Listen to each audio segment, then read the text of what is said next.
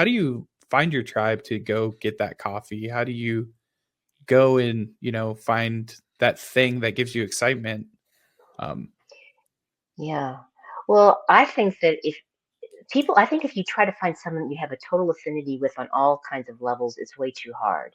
For me, I injured myself years ago because I like pushed myself too hard and ran myself into the ground. My body fell apart. So I do yoga now. And I have this really cool group of women. There's some men there to go to.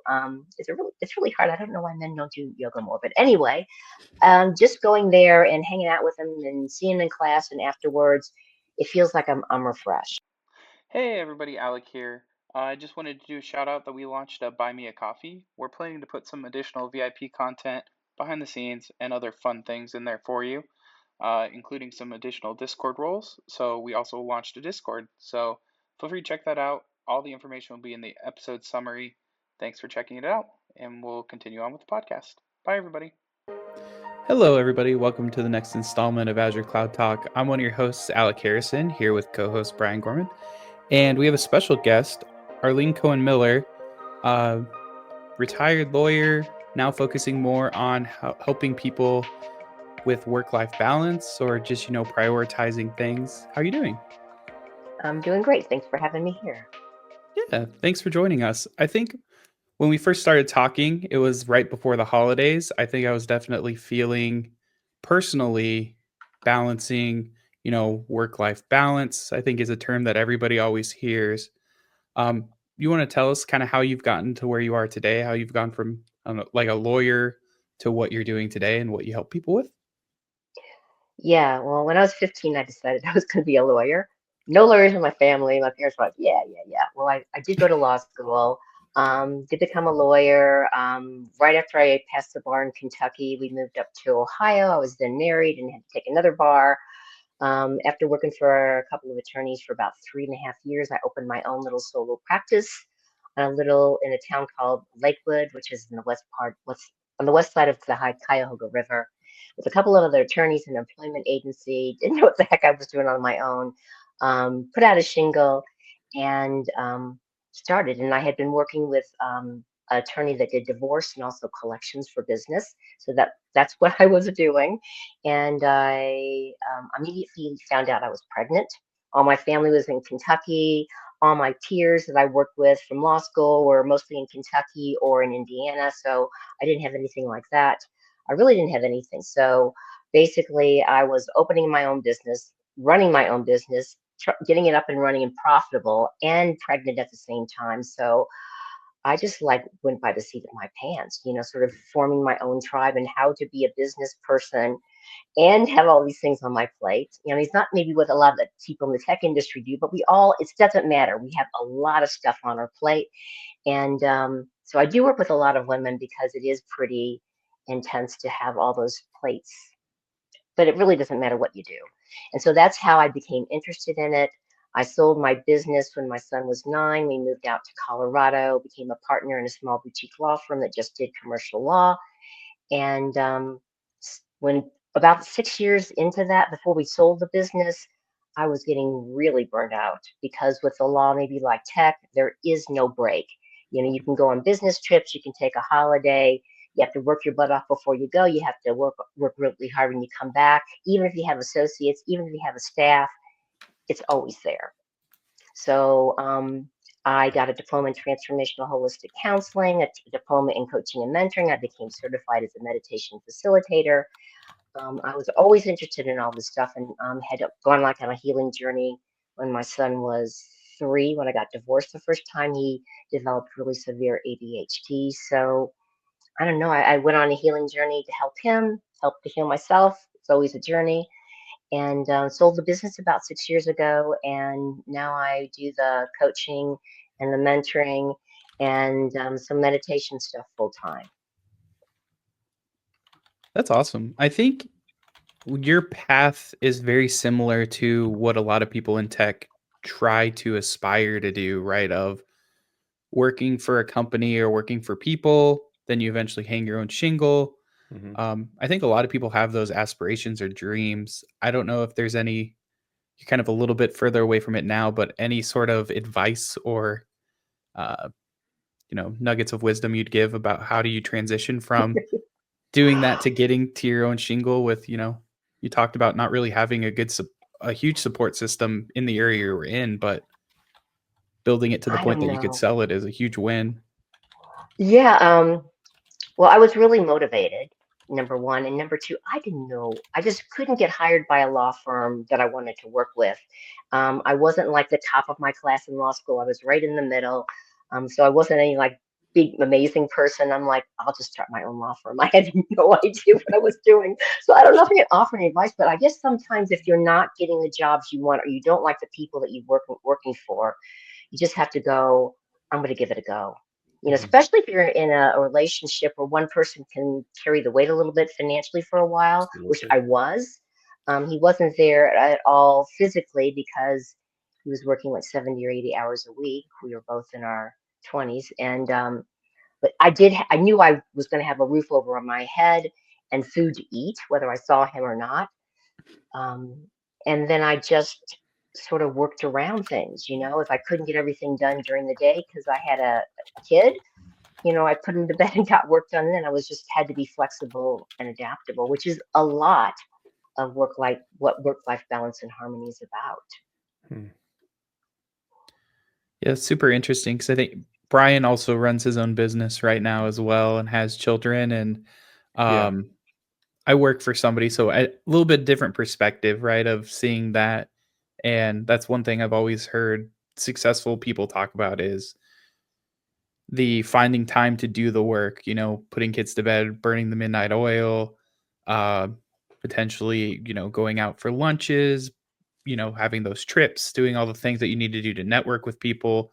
There's a lot of things that come with it other than just doing the core job itself.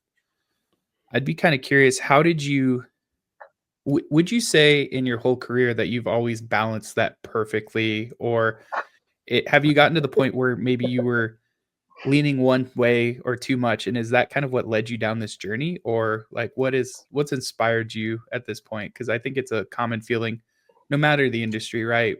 People feel like burning 40, 50, 60, 80 hours, and if you're not the type of person who just really loves what you do or really loves the saying you put in more hours than everybody else, it might not be something that you necessarily enjoy. How'd you get to the point where you saw that as maybe a problem, or was it ever a problem, you'd say? Um, I don't know if it was ever a problem. I don't think it is. I don't know if there's. I think there's no such thing as total balance. I mean, that's like pie in the sky, and if people, it's like trying to be perfect. A lot of I don't know if men do this too, but a lot of women have this thing. I'm going to be a perfect mom. I'm going to be perfect as an attorney. I'm going to be a perfect cook, keep my house perfect. It's like you're making yourself crazy. You got to stop all Mhm. that kind of stuff. You just do the best you can with what you have and learn how to delegate. So I don't think that I was one that ever put up my hand to go, I have it all together and I have it perfectly balanced with everything. But I do feel like a, that what a lot of us who succeed at this do is that we're flexible and adaptable. We have a sense of humor where even if we sort of crash and burn for a few minutes and we're like, oh my God, this is too much, we have a real ability to laugh at ourselves and to have friends that we can laugh with and just, whatever. When I was younger and my son was little, I went to like an athletic club. I had women that were runners. Used to be a runner. Now I do yoga. And we get off our steam that way. They'd be in childcare. We talk our heads off. We get some things out of our system. And a couple of guys too. There's a couple of guys that ran with us as well.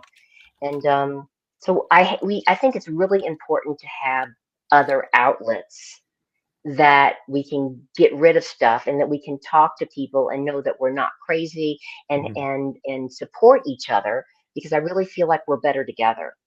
I run like these self-mastery classes, which are more the spiritual bent, simply because you can't really do it alone as a lone wolf anymore unless you're just gonna crash and burn. It's really, really helpful to talk to other people, whether they're in your industry, you just have this common affinity with you that can support you and you can support them. There's no agenda.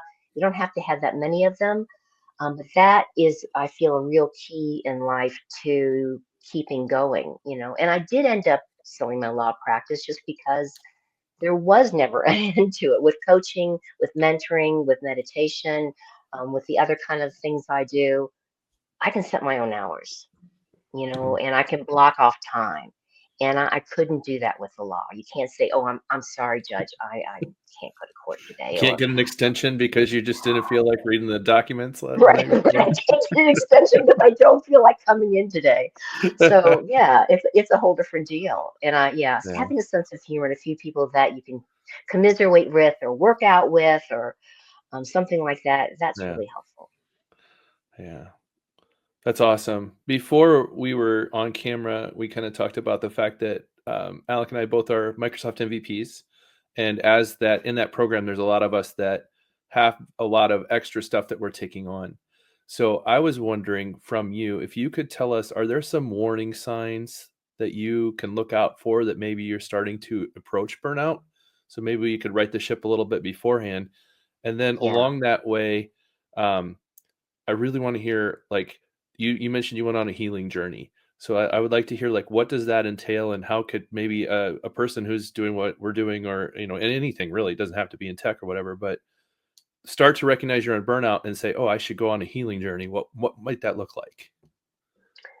Well, I think there's nothing really magical about knowing whether you're in burnout, and it's not a good idea to wait till you're flat on the floor like I was. Don't do that. Okay. Um, because basically you know it. You're like you can feel your human bit of yourself. Like I feel like I'm a spirit having this experience in this body or a Hmm. soul or whatever you want to call it. And the human bit of me would start to say, I'm tired. I've been looking at the screen. We got these 2 jobs done. We did a great job. I need a break. And he's like, no, we're fine. I push it to one side and I keep on going and going until I was like ready to explode. So, it's really simple. When you start feeling like I've gotten a few things done, job well done, acknowledge yourself, maybe even celebrate it, do a little happy dance, and do something else, even if it's a walk around the block, you know, I don't know, whatever like makes you like chill out, even if it's cold out here. It's not that cold in Colorado right now, but if the sun's out or you like to go work out or you like to talk to a friend or just whatever you do that sort of like gets you away from the computer and you can breathe and, maybe go to a coffee shop, have a bite to eat, anything that gets you away from the situation. 15 minutes, it doesn't have to be a long thing. Breathe, let go, acknowledge what you've done, job well done, and then you can go back refreshed. If you're really totally drop dead tired because you've been pushing and pushing and pushing yourself, maybe you need to take a half a day off. You really have to listen to your body because when I mean, I'm sure you know this as a computer guy. If you're really like aligned, and you're centered, that's what I call it. But you're like fully present and your mind is on and you're sort of like all together. I sort of feel like the way I feel it is like I'm a tree and there's roots of light going out of my head and I'm grounded into the heart of the planet. I am here. I can get so much done. If I've done a whole bunch of stuff and my brain is turning to mush and I have all this stuff done, I might just be staring like a zombie at the computer getting nothing done. So what the heck? Listen to our bodies, take a break, and then come back. It's awesome. That's a great point because nothing's worse than when you've just been like, if you're one of the people in like a 30-minute meeting and then they call on Brian, I'm going to pick on you just because you're here, but be like, Sure. all right, Brian. So that thing we just set up for 10 minutes and talked about, and then Brian's like, wait, what? What's going on? And Mhm. it's like, it not only ruins it for the person who just got put on the spot because they're not paying attention, but then everybody else has like a collective groan almost of, oh, here we go again for another 10-minute setup that like could have been an email or, and then I feel like you're just wearing on everybody else of that whole thing. I'm kind of curious with the remote workforce we've kind of moved into. Brian and I are both fully remote. Uh, Me too, pretty Nice. much. how do you help people with that? Like finding your tribe, building that out. Like before, you could say go with some coworkers to grab some drinks. My next closest coworker, I think I have one within like 45 minutes, but outside of that, it's probably hours. How do you find your tribe to go get that coffee? How do you go and find that thing that gives you excitement? Um, Yeah. Well, I think if you try to find someone you have a total affinity with on all kinds of levels, it's way too hard. For me, I injured myself years ago because I like pushed myself too hard. I ran myself into the ground. My body fell apart. So I do yoga now, and I have this really cool group of women. There's some men there to go to.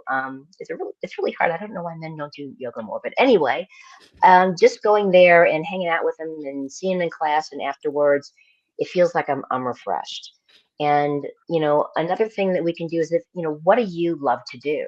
If you if there's certain things that you really love to do that are outside all this tech stuff, or something maybe that you want to learn, so other people will be around that you'll have an affinity with, and you can hang out and do something like that with them. I mean, in Colorado, people hike, people ride bikes. If you're not an athletic person, there's got to be other things that you're possibly interested in learning or going to. I mean, there's all sorts of, in Colorado, there's all sorts of meetup groups that do all sorts of things. They go bowling, they, whatever it is, you can find it. And so I think if you can go find things to do with other groups of people, even if you don't know anyone to begin with, but you have a common interest or something you want to learn, it's a interesting way to just connect up and do that. I mean, I'm not a bar person, but there's all sorts of bar things out there too, where they go to see a band, or they just, they have some commonality and they meet there. So I would say do those kind of things, and you probably meet a couple of cool people, and the people you don't like, who cares? You just don't hang around with them anymore.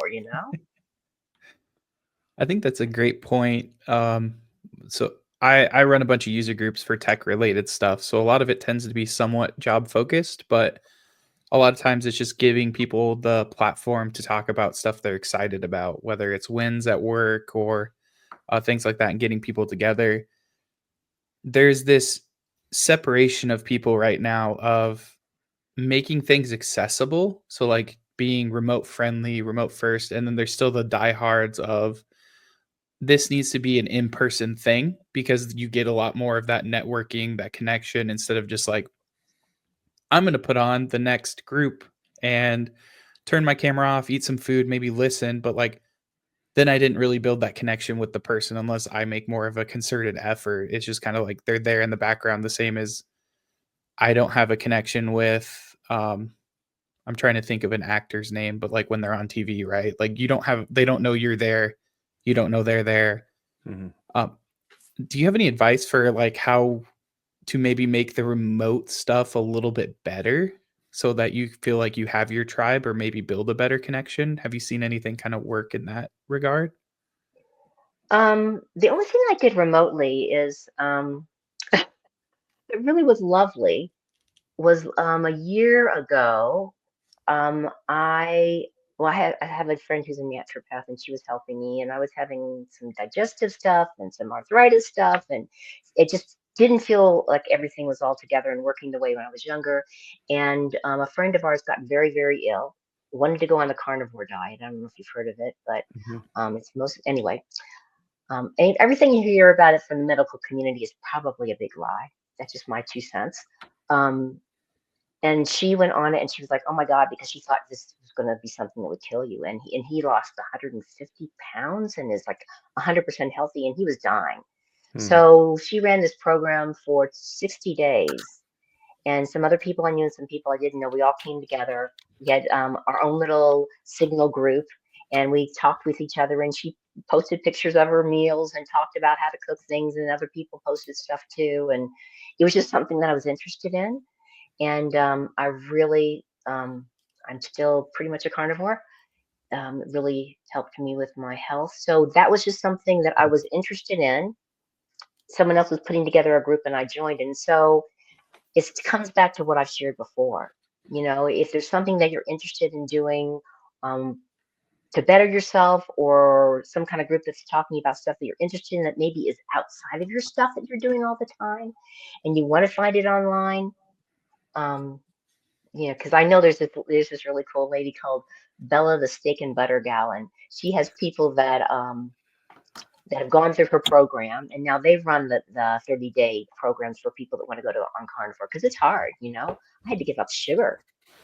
Sugar is like, holy cow! Do you know sugar is in everything? Yeah. But I needed to do it for my health, so I did. But I mean, I guess that's just one example that maybe that's pretty off track. But if you're interested in something and you don't want it to be the same thing you do all day long, find something that you want to improve on, or people have an interest that you do, or I mean, it could be anything. I think something you touched on there I think it's relevant is the touch points you had outside of just the general chatting, right? Like we can put on these monthly events, but if the only time you see us is like a monthly keynote and you have zero interaction any other time, you're not really participating a ton, right? Like you show up and you see it, but if then it's like, oh, we talk about building out your network. If you need help for any reason, like laid off, need a new job, any of that sort of thing, and it's like, oh yeah, I've been to the group for the past year, but I've never said anything. It's like, okay, well, you've seen that person 12 times, loosely interacted 12 times versus I think the in-person aspect, like there's a lot of interactions that you're maybe not quantifying or seeing. Where if you like walk up to somebody, introduce yourself, name, you have the face, the name, all the things of you get when you meet somebody in person, and then have that conversation afterwards or before an event. Like if you're saying that, like trying to equate that to an online, that's like tens of hundreds of messages with that person to kind of get the equivalent of exchanging ideas, exchanging information, just being connected and talking to people. I think that's the hardest part of online is because I think you can totally run anything online if you're willing to put in the effort and the work and you want to like build out that tribe, or if you want to be involved in it. It's just a matter of I think a lot of times people join online and do kind of they'll show up and not realize like showing up in person is 100 times harder than showing up to something online because I just click a link while I'm eating my lunch versus an event I have to go to in person. I have to get in my car. I have to plan it with my family so I know they know I'm going to be there. Then drive to it, go attend, be there physically in person. Um, and I think it's just a whole different situation of like levels of effort, levels of commitment, and then just meeting and talking to the people. So I think that is relevant. That piece you talked about of like you guys are interacting outside of just the main person. Other people are contributing. Other people are talking about stuff. You have one-off conversations, how they cook things, how the main person cook things, different ideas. Like you're collaborating as a group there too. Yeah. But I guess you do make a valid point. If you have like maybe different committees or groups within your online community where people can post about different topics, so you're not looking for all the topics and they can pick what groups they're in on this online community. And you have different people that maybe help to spearhead some of that stuff so people can talk and share. You might really begin to develop, those kind of connections. So, but that takes time and that takes maybe, more than what you want to put in, or you maybe just get together with some other people that can help you with that so that, you can build that kind of community and people can have people that they can chat with when they feel burnout or they want to get an answer to a certain question. I'm a member of the Colorado Women's Bar Association, and there's this thing that we can click on to be a part of if we know a job that's open for anybody, or we have a legal question, or a client has a legal question, and we're people specialize, and so they can post it and people will respond, and so I just sort of sit in the background of that, but it's really a lovely thing to do. It's a nice way to connect. For sure. I think that is a good way to do that. I think the other thing that people didn't realize, or at least I didn't, is you talked about stepping away, taking a break, breathing. When I was working in person, that's kind of like forced on you in a way, right? Because you're walking from meeting to meeting. People say they hate meetings, and I think there's pros and cons of meetings, right? But walking with your coworker who might be your friend from, one side of building to another, you have that forced refresh, breathe, because you physically have to walk, from room to room versus now, like I have a virtual background, but I see these same four walls all day and I click join meeting. And I think that's one thing I've personally tried to do is like step away, go get some coffee, go get some water, get a few steps in, like just to do something a little different, pet my dog. Whereas being in person, you're kind of forced to do that. And I feel like that's helped a ton. And that's something I had to learn pretty early on because I think my very first team when COVID happened and we were all remote, we had a team call we called it like a team radio. So my company had one guy who was fully remote normally. So what they would do is just basically have a call with on speaker all day, so that like you were in the office, you could just call out when you needed help with something. So we did that. One thing we found is everybody would say good morning at like 9 a.m. and then people would say goodbye at like 4 or 5, depending on when they left. And it was like that was the only interaction we had with each other. I was like, this sucks. Like, why am I on a radio just to be like, good morning, everybody. Have a great day. And then at the end of the day, it's like, all right, I'm leaving. And it's like, oh my God, I haven't left my desk all day. Other than I maybe grabbed a sandwich at noon or whatever. But it's like, I've been in this room, haven't moved this chair in almost 8 hours. This is crazy. Yeah. And I think that that was something that I had to catch on to, learn the hard way of like a month or two in. I was like, man, COVID, it was the whole fear of COVID was a thing, but it was like, is it COVID or is it also the fact that like I'm just staring at a screen for 8 hours straight and then I'm going to watch TV after, or, hang out with my wife, just like, you move from one screen to another screen to another screen. I'm like, my day needs some variety. I need to mix it up. I need to figure out how to do some other things, whether that's talking to a colleague, talking to Brian, starting a podcast, doing something with a little bit more variety. And I think that's really helped me a lot personally. I don't know if it helps other people out there, but just trying to find that variety and find those things you enjoy. Yeah. It is good to get away from the computer, though. I mean, Yeah. they were getting down on a lot of parents who were doing all this homeschooling. And they're like, well, what do you do all day? And then they show all the different activities they have with the kids outside and the different groups that they put together with different moms, and it was great. So there's all sorts of there's different role models in sort of every kind of industry and walk of life of how we can handle it when we are remote workers and what we can do to take care of ourselves. And so it's just common sense. Sometimes just getting out there and taking a walk, or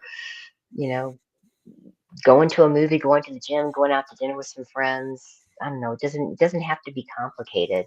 Just to break it up and to to create some connection and to give ourselves a breath of fresh air. I think though, like, I totally agree with all that. I think what happens to me is I get involved in this mental mindset of I have to prove I'm working. Like they're going to expect me to show up and be there all the time because, if anybody's going to call me, I need to be answering the phone call immediately. Like, whereas if I was at the office and, they saw me at my desk, but then they called me later, they wouldn't question it. But if they don't see me at my desk and then they call and I don't answer, they think I'm doing laundry or, something. So I agree with you that like the walks, the stepping away is so important. But when you're feeling at some jobs feeling like you can't get away, like how do you combat that mindset? Like, how can I tack that and be like, I need to do better, right? Yeah, I think we need to have clear, strong, and appropriate boundaries. I wish I knew the woman's name, but she's great. She does these little videos about, and she's the boss on one end who's being really bombastic and trying to make her work more hours and not pay her any more money. And she's a remote worker and tries to do all these like ways where she's manipulating her. And she has all these great lines that she says to her that just sort of blows her off, but in a really nice way.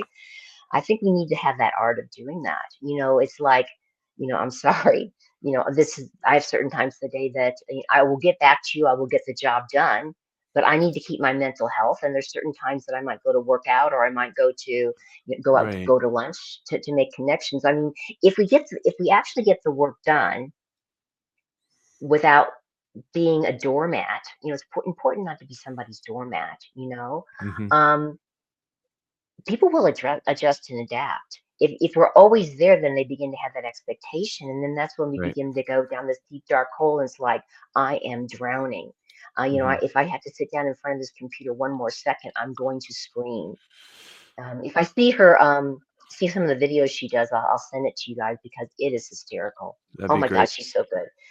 But yeah, I think that we really need to be able to articulate things in a way that sounds really professional. That's what she does. Let's basically tell them to go jump in a lake, that you have a life and you're asking me unrealistic expectations for no money. Not that money is everything, but it's Right. if we put ourselves in that situation where we've been that way for a while and we can see like, hey, I've been a little bit of a doormat and this is not working for me and I feel really burnt out, we have to sort of work with them or just let them know that we in order to stay sane, or however we want to put it in professional language, that there's certain times where we're going to be doing things that we're not at the computer, but we're going to get the job done. We just are going to get the job done better because we need to take breaks and step away. Yeah. I don't know how you say that, but you can. I'm sure there's a way you can say it professionally without saying it just like that. If Mhm. you maybe talk to some other people, but yeah, otherwise we just end up burning the candle at both ends, and then there's nothing left. And I have done that. Yeah. Don't do that. Find another way. I Yeah. think I've had previous careers where I'm at now is definitely not that case, but where like a manager would just call you on a whim and they kind of wanted you to answer the phone on like the first ring kind of thing. And it's like the only reason that's remotely acceptable is because we're remote. If a Mhm. manager came to your cube or your team room and just interrupted you every time they felt like it, everybody'd look at that guy and be or gal and be like, "What are you doing? Like, how do you Mhm. just like expect them to get anything done when they just call you on a whim? You ruin their day or ruin their flow, and now they have to get back into whatever they were doing." Yeah. They'd look at that manager or that person and be like, "They're a jerk." But now with remote, it's so much easier to just send a DM or call somebody real quick because it's like, I have no idea what you're doing. I'm not going to look. Just answer real quick. And I definitely feel that too, Brian. Like, even though that is not an expectation anybody has on me, I definitely feel the way of like, they're paying me to be here. I should pick up the phone immediately. But also, like, maybe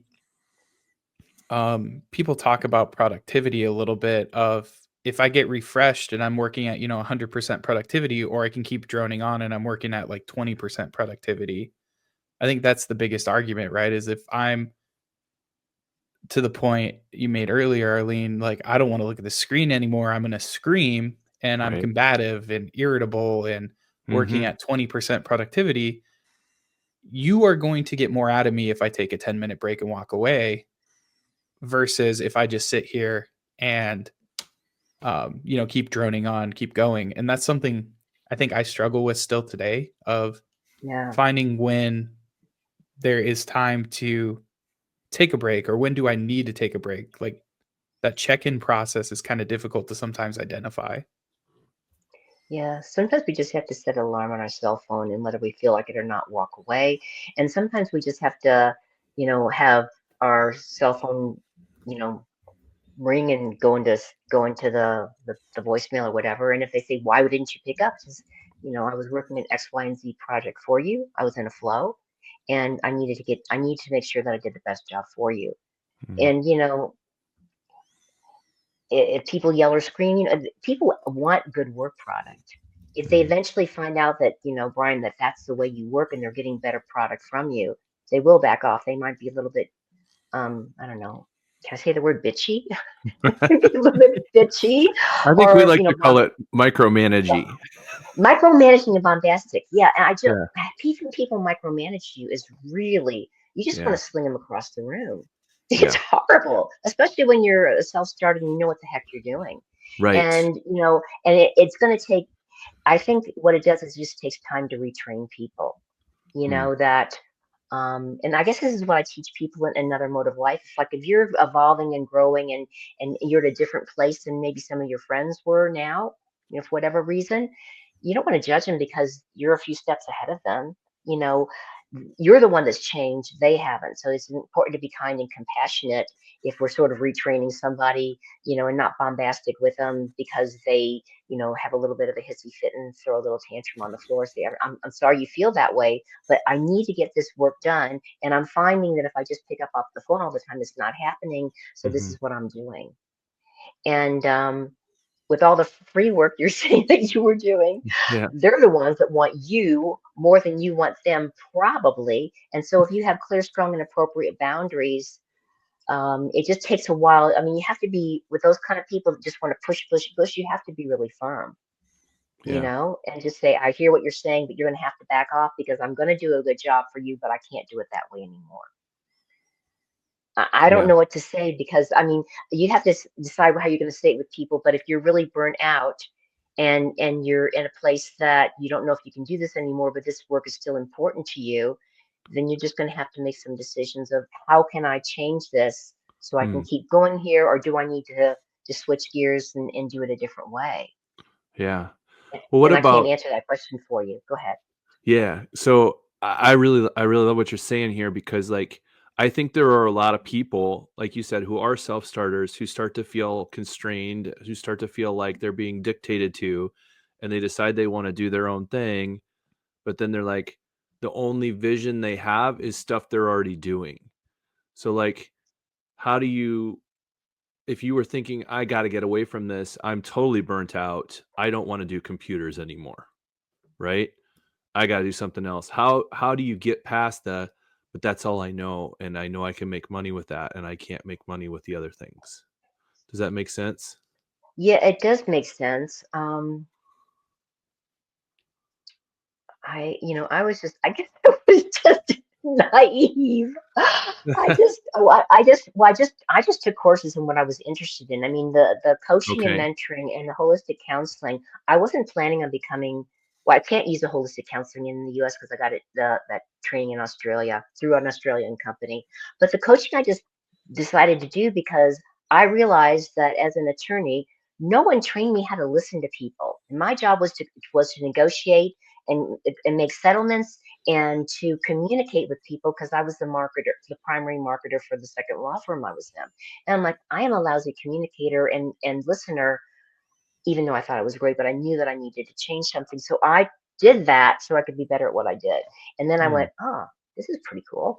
I rather, but it hasn't been an easy road, because it was easier to make money in the practice of law than it was to be a coach and a mentor initially. Sure. So it took some time, and I don't have a magic wand, Hmm. and I know there's all these stuff that you can watch on YouTube and stuff where I just sell, I don't even sell product. I just sell ebooks online and I make 200,000. I don't know how much of that is probably scam, but Yeah. I don't have any magic wand that people can do. I just think it's important to do something, or maybe to learn about something that you're interested.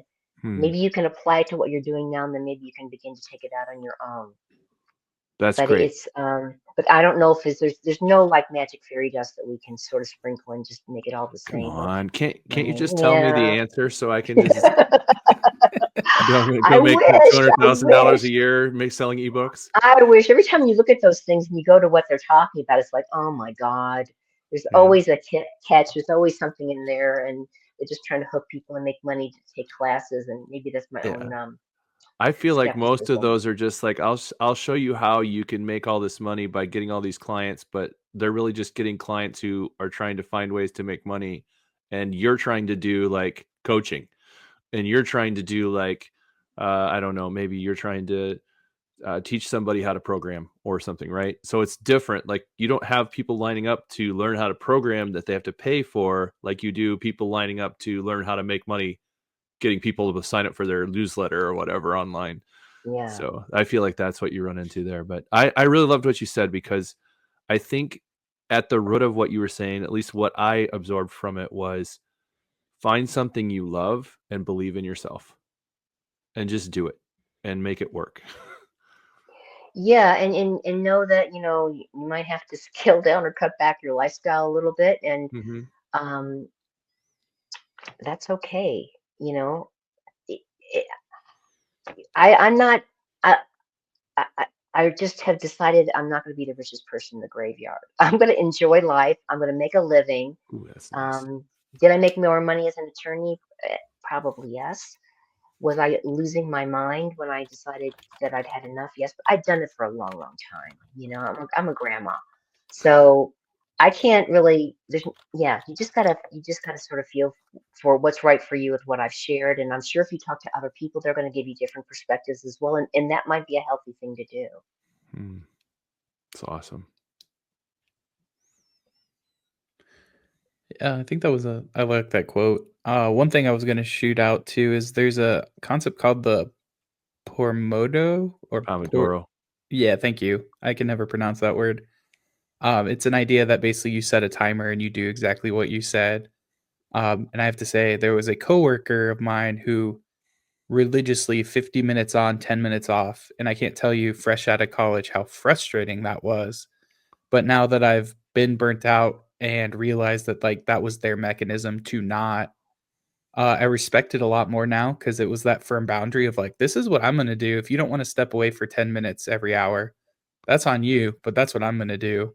And I was like, I remember 100% in person thinking like, this is crazy. Like you are like collectively not working for, I forget what the math works out to be, but it's 80 minutes a day. So you're over an hour and 20 minutes just doing nothing. How does that work? And now I'm like, oh, like those, 80 minutes you may have taken away, but I've definitely had days where I've stared at the screen and like haven't done anything for 30 minutes because like my brain just stops working and I just keep, pushing on it, pushing on it, pushing on it. So I liked Yeah, what you and said. you have to sort of know your cycles. I mean, for Yeah. me, I know that I can get some of my best work done in the morning. So I might have like a 3 hour block when I just bust things out, and then I'll go do yoga, make myself some lunch, and come back and do another block of energy. And if I can't do it in the morning, I'll sort of rearrange things. So after I work out, I really am more energized and I'll do something then. But you really and I know if I try to start a project or write an article at 8 o'clock at night, you've got to be kidding me. It's not that late. It's like my brain is saying, I'm sorry, we've done enough today. We're not going to cooperate with you right now. So Mm. you have to know what your biorhythms are. And I have friends that like to do this stuff at 2 in the morning. It's like, go for it, man. I'm not there with you, but I'm glad that's when you're productive. You just have to sort of know what your biorhythms are and when you're the most productive. And if you're not going to be, make that your break time, make that your walk time, make that your run time, Mm. or you throw darts at a board, whatever it is that you like to do. Do something else. That's Nice. awesome. I really appreciated this conversation. I don't know if you have any last minute, if you want to do any plugs or any last minute things you'd want to cover before we kind of wrap this episode up. Um, I'll do just a little thing for everybody, and then I'll do a plug for my business. Um, I think it's really important that I think there's this beautiful trinity. It's like kindness, patience, and tolerance, and it's really important to play with those sacred qualities for yourself. Am I being kind? Am I being patient? Am I being tolerant with myself and other people? And if we're not, take a deep breath and one of the ways I didn't share this that I will for your audience is if you really feel frustrated or wound up, to physiologically take yourself out of fight or flight to rest and relax mode. Very simple. You just breathe in through your nose, breathe out through your nose, out breath longer than the in breath, and it begins to calm your whole system down. You might have to do it for 10 minutes, but you have to breathe anyway. You can do it while someone else is going blah, blah, blah, blah, blah, blah, blah at you. Um, and and in the meantime you're physiologically calming yourself down, and that can be helpful when you have to be at the computer or whatever you techie guys do. um Plugging myself, okay, my website is Jewel Consultancy, Jewel, like the diamond consultancy, and you have coaching and mentoring, you have some videos, I have a blog. I do work with there. I have a bunch of videos on leadership and on how being calm and collected. They're like 2 minute videos. When I was younger and still had blonde hair, it wasn't blonde, but anyway, those are there. And I also offer something as a freebie. I've never done it for the tech community before, but I will offer it to them if they mention you guys. I will give you a free, like 5 or 10 minute soul reading. I'm not a psychic, but I do heart connect with people, and I use psychic tarot oracle cards and tell you the opportunities that are available to you, the challenges that you might be having, and how to move around them, and just some general stuff on how to um, step forward in your life. It's just a mini reading. It's just like maybe a couple of cards instead of all that we pull. But I find it's a really effective way to work with adults because there's visuals, there's cards, and you're picking some and I'm picking some. And again, I'm not a psychic. I'm just someone that can heart connect with people, and I do it as a form of mentoring.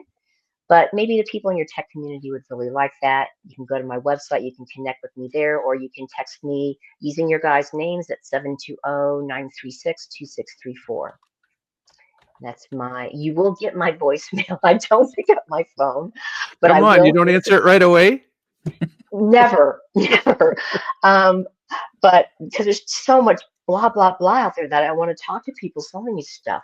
Um, but I will respond to your text, mention this show, and I will get back to you and I will set something up. Nice. Thank you for doing that. I'm You're sure welcome. there's some people who will be super interested in that for finding out more about how to move forward for sure. That's awesome. Yeah. Great. Thanks so much for joining us. This was a really fun talk, and really appreciated your insight. And hopefully, Brian and I can have a 2025 of less burnout. But yeah, Get me we away appreciate it. from this computer. Awesome.